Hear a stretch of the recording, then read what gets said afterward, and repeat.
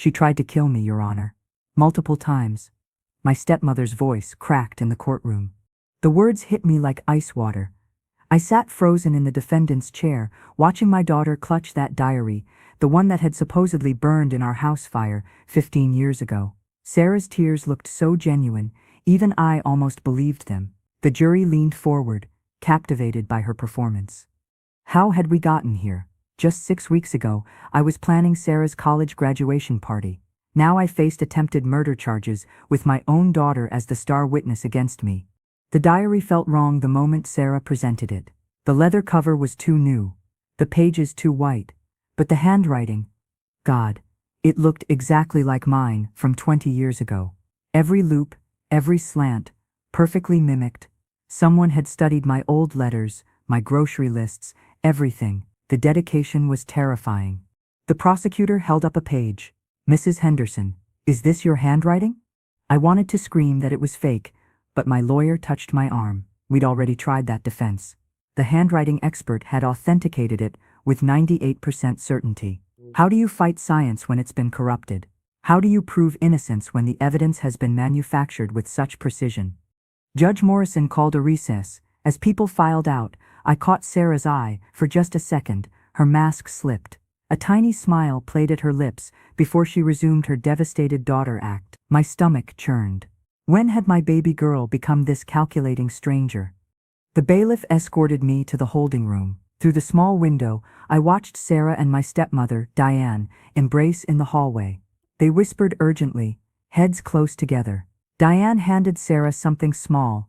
A flash drive? A key? Then they quickly separated as my lawyer approached. 3 days earlier, I'd been arrested at dawn. The police found me confused, still in my nightgown, trying to understand what was happening. Barbara Henderson, you're under arrest for the attempted murder of Diane Henderson. They read my rights while Sarah stood in my doorway, tears streaming down her face. Mom kept this diary hidden, she told the officers. I found it when I was helping Diane clean out the attic. It details everything, the poison, the plans, even where she bought the supplies. The diary entries were dated from 2 years after Dad married Diane.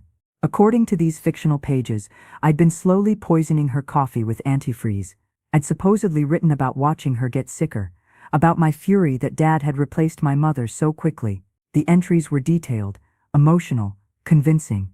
They painted me as a woman consumed by grief and rage. But here's what the diary didn't know.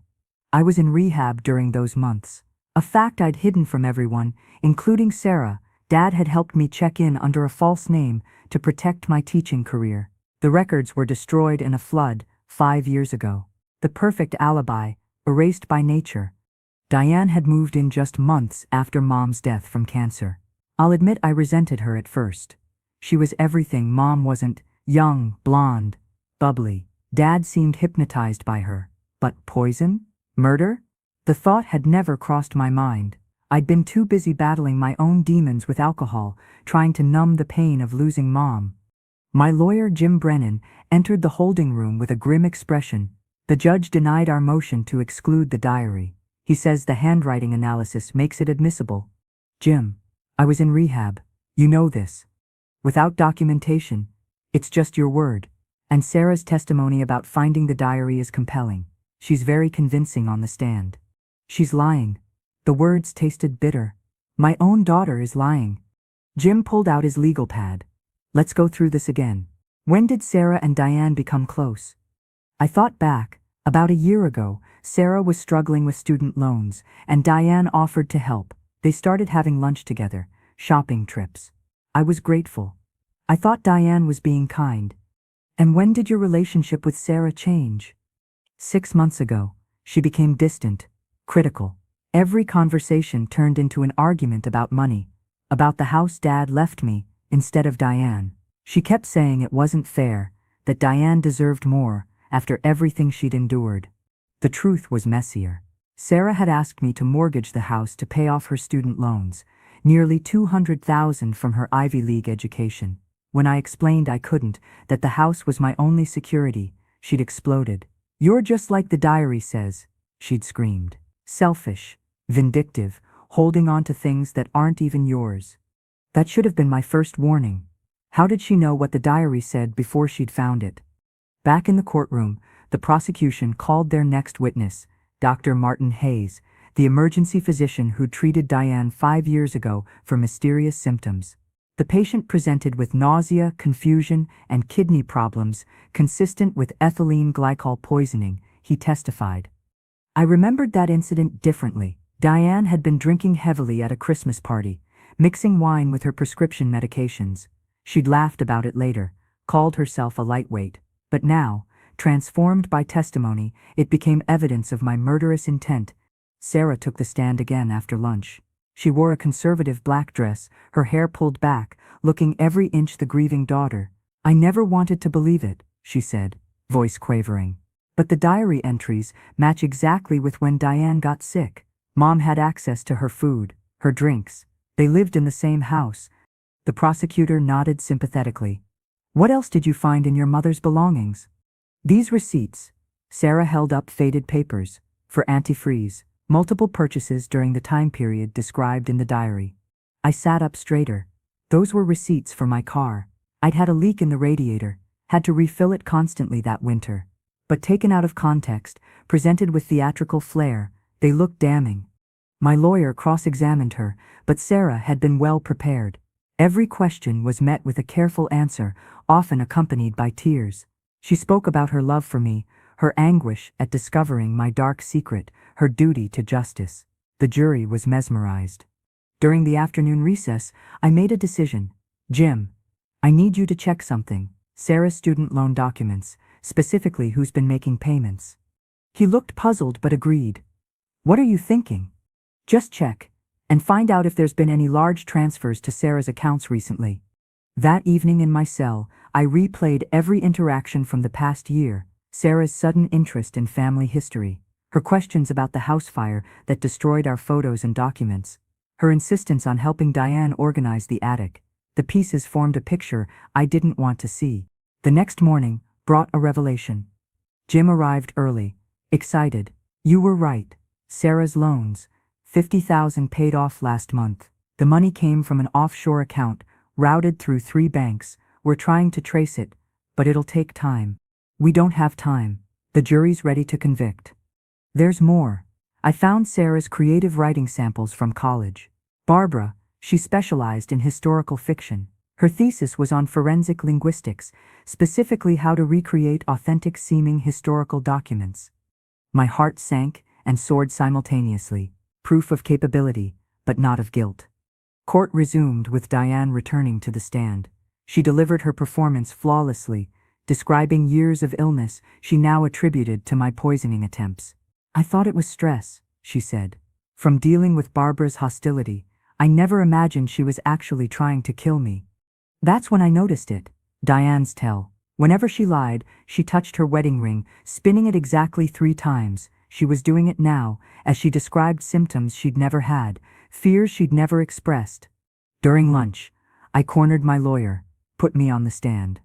Barbara, that's risky. The prosecutor will tear you apart. I need to say something.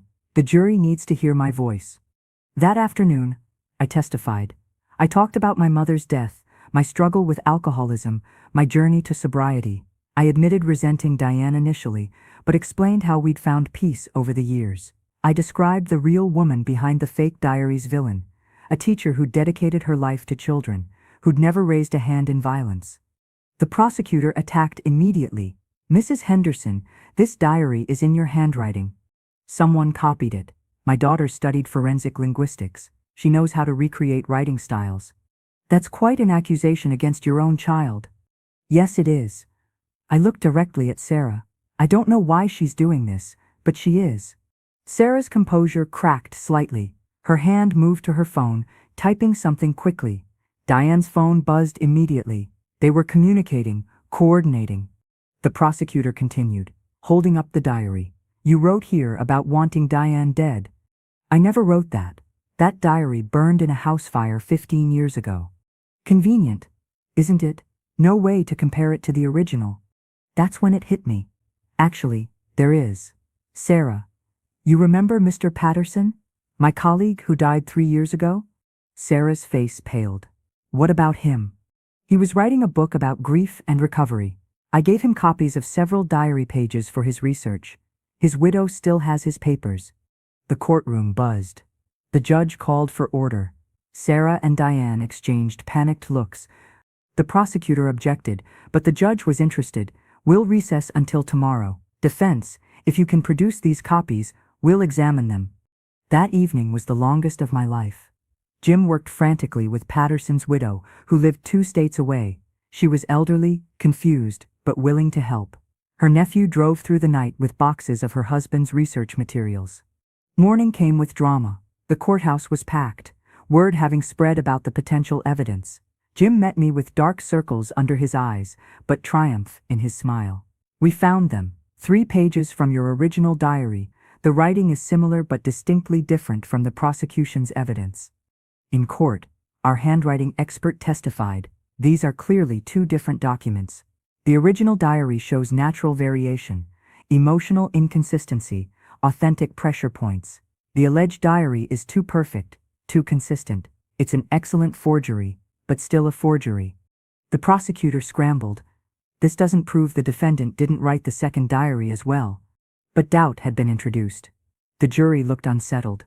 Sarah kept checking her phone, her composure crumbling. Diane had stopped making eye contact with anyone. Then came the breakthrough. During lunch, a court officer approached the judge with a phone, Sarah's phone, which she dropped while leaving the courtroom. It was unlocked, showing a text conversation with someone saved as D. Phase 3 ready? Yes. If diary fails, we have the insurance papers. She won't know what hit her. The money better come through. Already transferred half, rest, when she's convicted. The judge immediately called both lawyers to chambers. When we returned, he looked grave. We have a serious situation. Miss Henderson, please return to the stand. Sarah walked slowly, her confident facade completely gone. The prosecutor, looking uncomfortable, began questioning her about the phone. These messages appear to reference a plan. Can you explain? Sarah's voice was barely a whisper. I want immunity. The courtroom exploded. Diane stood to leave, but officers blocked her path. My daughter, my baby girl, sat in the witness box and began to unravel the truth. It started with the student loans, she said. Diane knew I was desperate. She offered a solution. If Mom was convicted of attempted murder, the house would be seized as proceeds of crime. Diane would get it as the victim. She promised to sell it and split the money with me. And the diary? I created it. Spent months perfecting Mom's handwriting from when she was younger. Diane provided samples from old cards and letters. We aged the paper with tea and UV light. The binding came from an actual vintage diary. Diane bought online. The receipts. Real, but recontextualized. Mom did buy antifreeze for her car. We just presented them differently. And Mrs. Diane Henderson? What was her role? Sarah looked at her former conspirator. She planned everything. She even made herself sick a few times with IPEC to create medical records, she said. Mom had ruined her life, taken the house that should have been hers. She wanted revenge and money. Diane stood up, shaking. She's lying. This ungrateful child is lying. But the phone messages were clear. The conspiracy was documented in their own words. They'd been so confident, so careful with the physical evidence, they'd forgotten about digital trails. The judge dismissed all charges against me. That afternoon, criminal charges would be filed against both Sarah and Diane for conspiracy, fraud, and perjury. I was free, but I felt anything but liberated. Outside the courthouse, Sarah tried to approach me. Mom, I'm sorry. I was drowning in debt. Diane made it sound so easy, so victimless. Insurance would cover everything, she said. You were willing to send me to prison. Your own mother. I didn't think. Diane said with your history, you'd get treatment, not real prison. She said, stop. I couldn't bear to hear more excuses. You made your choice. The house felt empty that night. The home Dad had left me, that had caused so much greed and destruction, echoed with absence. I walked through rooms filled with family photos. Sarah's graduation, her first day of school, Christmas mornings. When had that smiling child become someone capable of such calculated betrayal? 2 days later, Jim called with more information. The investigation had uncovered additional evidence. Diane had done this before, in another state, with her previous husband's daughter. That case had fallen apart due to lack of evidence. But the pattern was clear. She was a professional manipulator who targeted vulnerable family members, exploited their financial desperation. Sarah was a victim too, in a way, Jim said gently. She's 25 years old, Jim. She has a degree from Princeton. She knew exactly what she was doing. The trial for Sarah and Diane began 3 months later. I was called as a witness, but kept my testimony factual, emotionless. I watched my daughter face the consequences of her choices. She was sentenced to 18 months in minimum security and 5 years probation. Diane got 7 years. After the sentencing, Sarah's lawyer handed me a letter. I didn't open it for weeks. When I finally did, it was full of apologies, explanations, and requests for forgiveness. She wrote about the pressure, the fear of poverty, the way Diane had groomed her with sympathy and promises. Maybe someday I'll forgive her. Maybe someday I'll understand how desperation can twist love into betrayal, but not today. Today, I'm still learning to live with the knowledge that the child I raised, loved, and protected was willing to destroy me for money. The house is on the market now. I can't live surrounded by memories that have turned to ash. The proceeds will go to charity, an organization that helps families torn apart by financial crimes. It seems fitting. Let something good come from all this wreckage. Sometimes, I dream about that burning diary, the real one, full of genuine grief and authentic pain. It was messy, raw, honest. Everything the forgery wasn't. Maybe that's the lesson here. Truth is never as neat as fiction. Real pain doesn't follow perfect patterns. And family, the people we trust most, can wound us deepest of all. I started teaching again last month. My students don't know about the trial, the betrayal, the months I spent fighting for my freedom. They just see Mrs. Henderson, the woman who teaches them history, who reminds them that the past is never really past, that documents can lie, and that truth requires constant vigilance. One student asked me yesterday what I thought was the most important lesson from history. I thought about Sarah, about Diane, about the diary that nearly destroyed me. Question everything, I told her, especially the things that seem most certain. She nodded, taking notes, unaware of the weight behind those words. The financial forensics team finally traced all the money. Diane had received $200,000 from a man in Florida, another victim's family member who thought he was investing in a real estate venture.